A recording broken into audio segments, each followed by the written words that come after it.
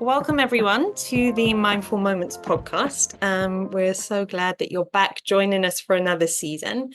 These podcasts are an opportunity for us to share the amazing lives and work of people within our community, to show what different mindfulness practices can look like and how people kind of adapt mindfulness to allow them to live with more self-awareness, more connected to themselves, connected to others around them.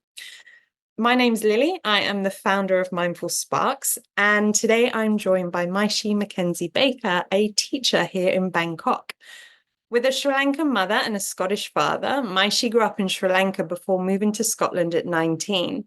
For the past 12 years, she's made Thailand her home, where she lives with her husband and 2 children. She strongly believes that her childhood significantly impacted who she is today. Embracing daily mindfulness has been a journey for her. Although it's not always been easy, she's dedicated to it every day, striving to bring its benefits to her family and everyone around her. So thank you so much for joining us today, Maishi. I'm really looking forward to seeing where this conversation goes. So let's start at the beginning. I mean, how did you find out about mindfulness? Where did your journey kind of begin? Hi, Lily. I'm very excited to be here as well. So you know what? I was thinking about this. I was a Buddhist growing up, and meditation was a part of our lives. Obviously, back then, I would just sit there, my mind would wander everywhere. I wasn't really meditating. But then recently, when we had COVID, we all went through all these things. Everyone went into some dark places. I realized some of those practices really came handy. um, I'm not sure exactly when it started, but somewhere around the first round of COVID, we had to go do online teaching, and I was teaching the younger kids, and we just started dropping. The numbers were dropping, and I just, for some reason, was taking it personally. I was like, I'm a bad teacher. I'm not doing this. I'm not doing that. And I found myself just spiraling and thinking about it every day. Like, I would be sitting having dinner with my family, and I'd be on Pinterest trying to come up with ideas for how to keep the kids engaged. And I didn't realize it was a problem till my so something that I would always do with my daughter is at the end of the night I would sing her a song, I would stroke her arms, and then I'd kiss her goodnight. And if she falls asleep on my chest, I'd sniff her hair. And I can't explain this feeling, but it was just feeling of euphoria. I would sniff her hair and just feel really full. And I realized something was wrong when I wasn't feeling anything. Um, and I knew that something was up. I needed to get some help. I wasn't really doing therapy at the time, so I just had to start reflecting. Somewhere along the way, during that time, I'm sure a lot of people were going through similar things. Someone sent me this 21 days of meditation by Deepak Chopra. And as I was doing that every day, I realized, wow, okay, I was doing this since I was a kid. I was meditating, trying to stay present, staying in the moment. And then things like, that feeling of euphoria when I sniffed my daughter's hair, I never took that for granted again. So I think that was when I truly became mindful.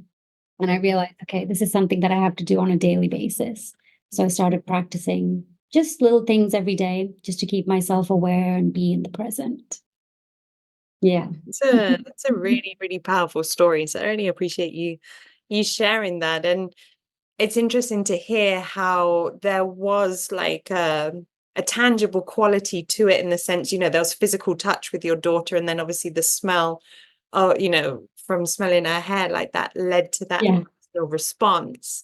And then that kind of having that as like an anchor point, but then it didn't anchor you anymore. Yeah. To have that awareness as well is a really big thing, because I think a lot of people could relate to, yeah, actually I used to do this, or this is something from my childhood that I love, but it doesn't bring me the same sensations anymore. It doesn't bring me the same levels of joy. But Mhm. maybe that's just because I'm getting older, or maybe that's because I'm, this now, like insert reason, right? But Mhm. being able to notice that I still want that joy, I still want that connection in my life, and I have the power to do something about that. Mhm. That's a really strong, brave Yeah. decision to make. I think Yeah. that's amazing. I mean, to be honest, I thought mindfulness was being positive. I think for a long time, I thought it was about this feeling of happiness, right? So I would always try and cling on to that feeling of happiness. So I knew something was up when I wasn't feeling even the slightest feeling of happiness. But obviously, we'll talk about it later, but a long time, my understanding of mindfulness has changed as well. Yeah. And, you know, and I think it's so true. I agree. Like when I started, I think there was that kind of illusion of like, oh yeah, if I practice mindfulness, which when I began, I very much thought it was meditation, just meditation. And then I'm going to be happy all the time. I won't have challenges. I won't be frustrated by things. I'm going to be living at like this base level and not this base level, or living a life that goes between the two, that has that fluctuation. And I think as my journey's progressed, for sure, I've realized that it's so much more than focusing on that happiness. It's the whole journey towards it. Where did it go? Why have I put value on that happiness? Is it a value that I want to keep, that I align with? Or is it something that maybe somebody else has put on that I'm just agreeing with? Yeah. Yeah. And how would you say then, like, your mindfulness practice has evolved since then? I mean, you mentioned you started going to like meditation and stuff at a young age, but it didn't engage you, you didn't connect with it. But then meditation this time round has found it's landed with you in some capacity. Do you practice mindfulness in any other ways? Yeah, so I think just going back to that time, I always think about it as being a bit of a dark time. Sometimes you just feel so helpless. You have to hold on to one little thing to bring you back, right? And it was little things like noticing daily, I don't know, like the leaves moving in a certain way when the wind blows when I was on my run. So it started with little things like noticing daily small things. But then sometimes you just have that feeling in your chest that you can't get rid of. And I always found that it helped to write things down, to try and sort of write out what's on the inside out on paper. And that really helped. So I would just start off with writing 3 things that I'm grateful for from that day, just to bring me back.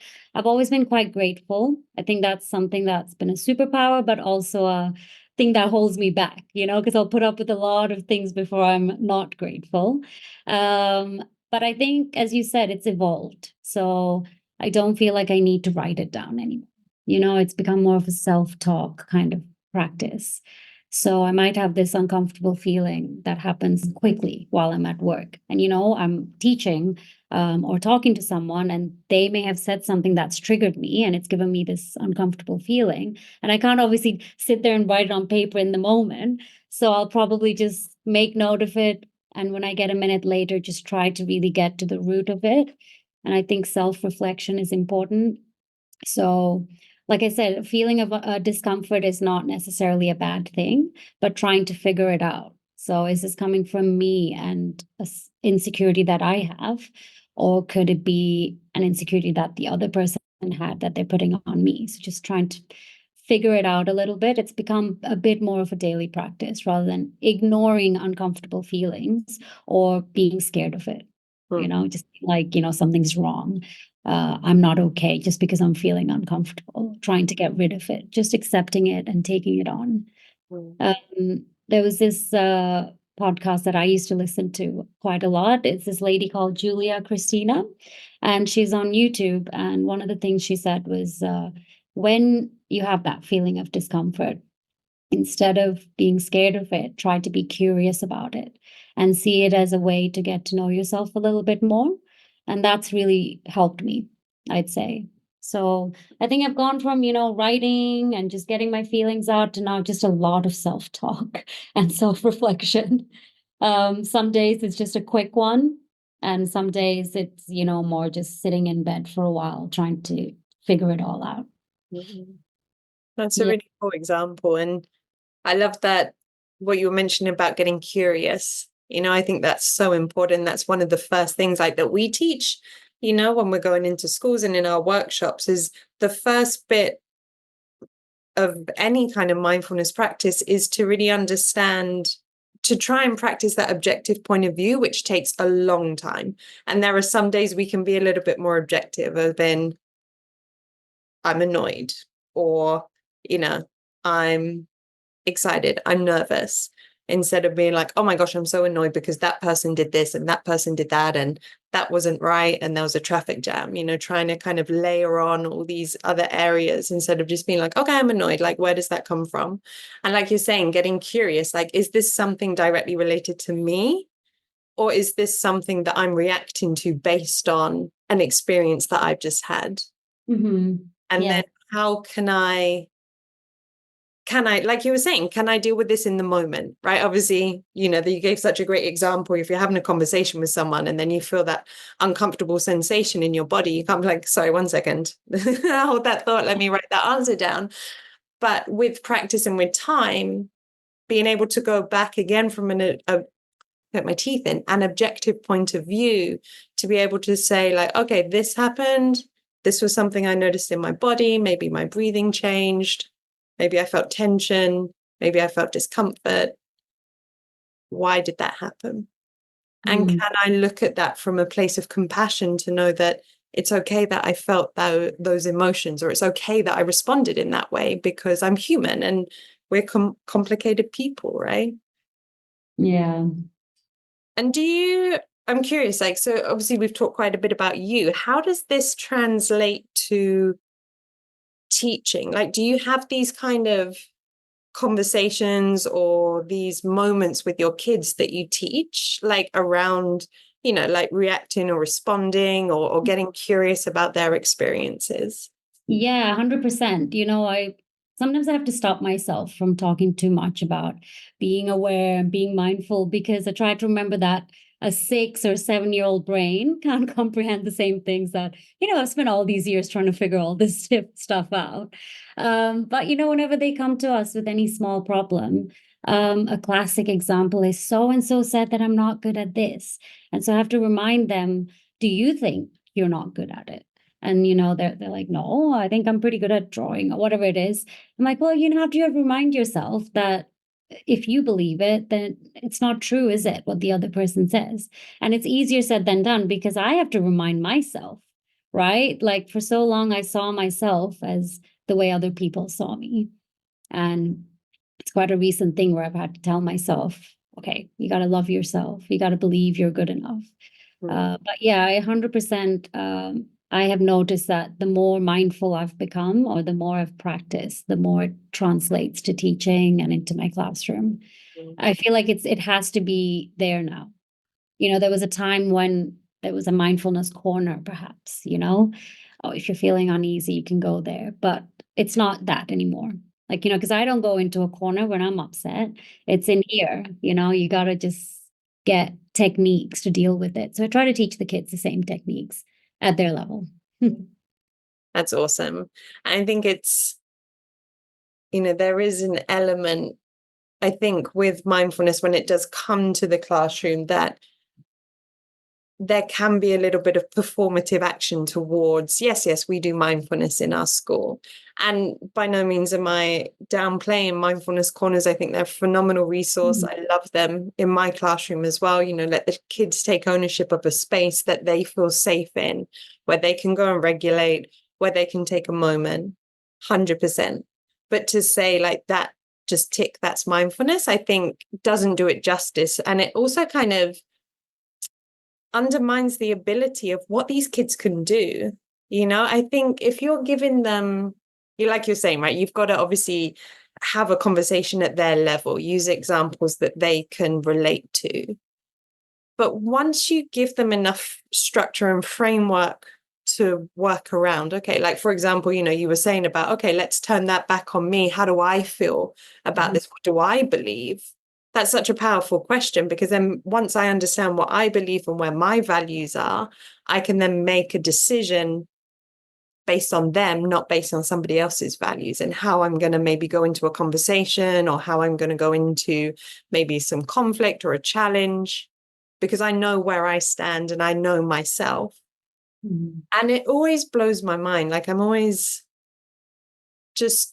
surprised how young kids are that get this. And once they've had that exposure to it and they're in a safe space where they can practice saying these kind of things, right? Nobody naturally is like what do I believe? What are my values? It's not something that is inherent to us. It's something we really have to practice, and we have to put the time in.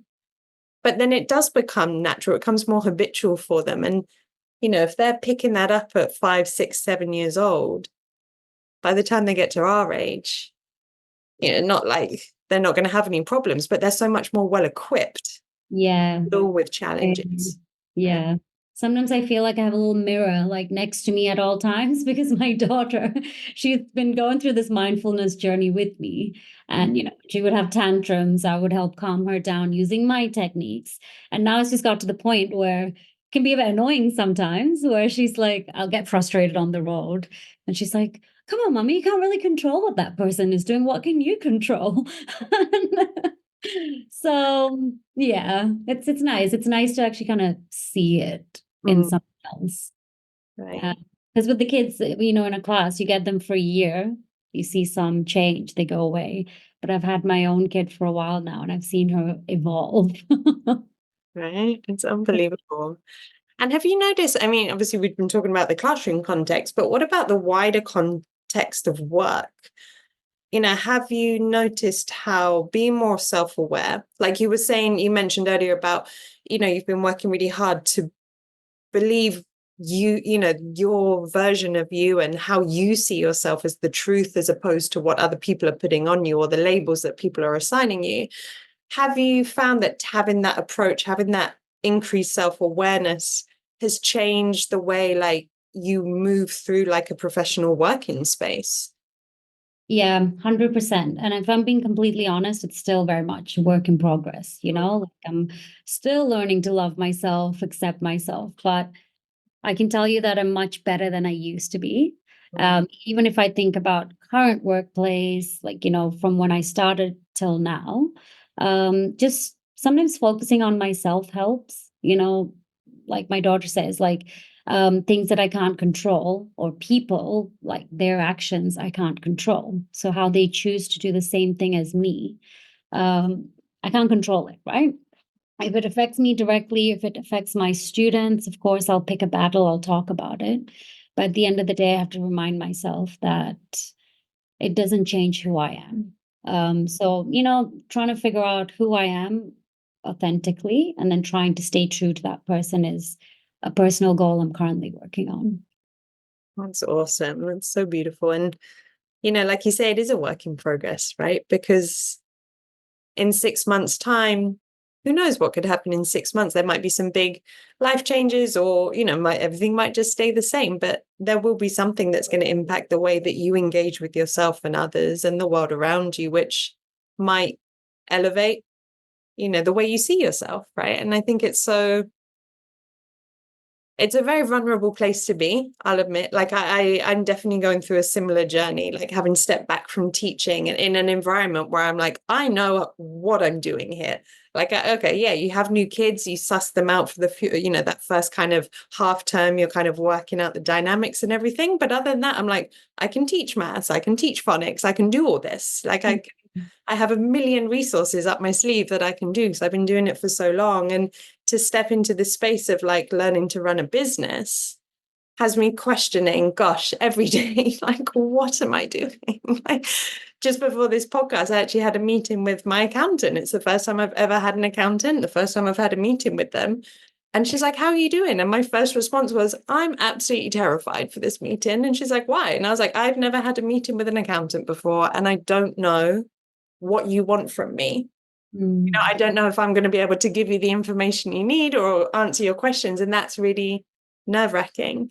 But at the same time, having that kind of bravery to acknowledge that vulnerability, as you are as well, just being like, this is where I'm at now, and this is where I'm working towards. And there are going to be days when I can be like, yeah, I am that badass teacher. I am that, like I know what I'm doing. And then there are going to be days going, okay, nothing worked today. Like, does Pinterest have an answer? We've all been there, I think, as teachers. Where's YouTube? Somebody's got to have an answer of how I can engage my class again, right? But to do that with that awareness and that compassion, which I think comes across so clearly with you, of like, how I talk to myself is important. The boundaries that I'm setting are important. and they're important because they support me. And in turn, that helps me support my daughter, my family, my kids, and the radius keeps going out. It's really cool. Like new settings tend to bring out the vulnerabilities, right? Mm. I recently, and this is, I would say, the start of last year, I realized something about myself. When new people come in or you start at a new place, I don't know if it's a natural thing, but you always want to sort of prove yourself, or you want people to know who you are authentically. But I don't know if it's just me or if it happens to everyone, but I feel like people get put into boxes and you immediately get given a personality that's not necessarily who you are. And you can either fight about it, try and prove yourself, or you just get on with it and let them see in time, right? I mean, it doesn't help that I'm wearing pink today, but I kind of get classed as like the Barbie girl or the girly girl often. And then once people get to know me, they're like, oh, wow, she's like the opposite of what I thought she was. Yeah. And the same thing as like your professional abilities. Some people have this viewpoints, right? Like if you dress a certain way, act a certain way, that means they're not a good teacher. And maybe that's just, that's their problem, not mine. But again, instead of trying to prove myself, I realized that, okay, if it takes a year for people to see who I am or what I'm capable of, I just have to let it happen. Of course, if they insult me along the way, I have to stand up for myself. But yeah, some people it's taken a year to accept me as a person.